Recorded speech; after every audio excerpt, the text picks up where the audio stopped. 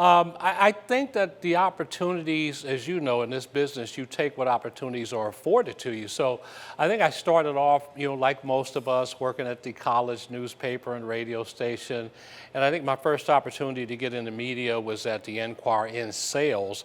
But prior to that, I had a little known, probably very few listeners, that WCIN was my first time in radio, and I had a show called The Midnight Happy Hour with Champagne Wayne, and I didn't have enough money to buy champagne at that point. And so that's where I started, and from there it just kind of kept evolving, and I started writing for the Cincinnati Herald, and then got an opportunity to work for the New York Times, and I did marketing for New York Times in their magazine division. So I've always been around the media.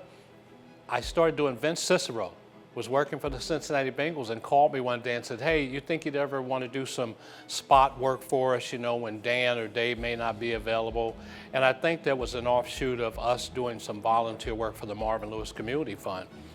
And really have to credit Dave Lapham. He talked to me and said, hey man, I think you could do a great job if it presented itself.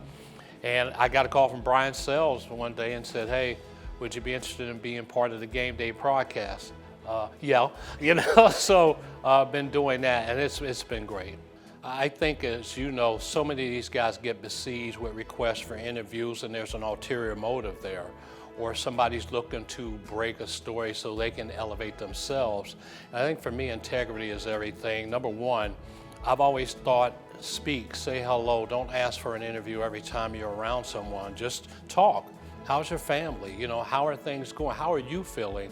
And I think when you come back and say, hey, you got a few minutes to talk, it's usually met with a resounding yes, because guys will say to you, man, I appreciate you asking about my family, or not always asking for an interview. I think integrity is number one. I think number two, the way you ask the question, to me, is paramount.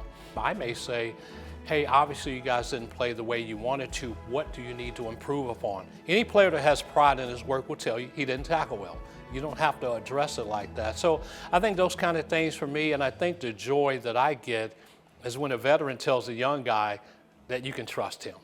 And it takes away all the mystery of whether that person will open up an interview with you or not. So there were a lot of guys, men of color, who paved the way for people like me to have this opportunity to prove that we could do this if given that chance. So I appreciate those guys, and I really appreciate the gentleman and the lady, Betsy, that I'm going in with, because no matter what I thought about the people in the business, the colleagues of mine were very respectful all the time.